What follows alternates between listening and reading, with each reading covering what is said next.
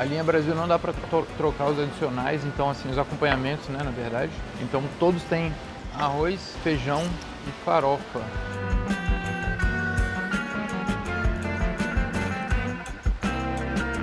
Filezinho de frango, vem 3 filezinhos de frango.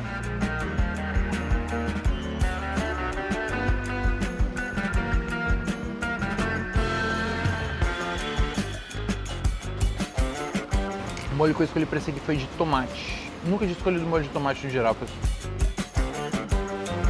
Normalmente peço madeira. Mano, querendo ou não, girafas é uma parada muito barata e é gostoso.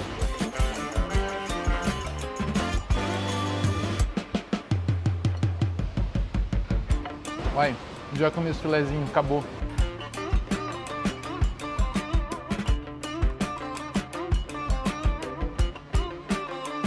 Pro segundo prato.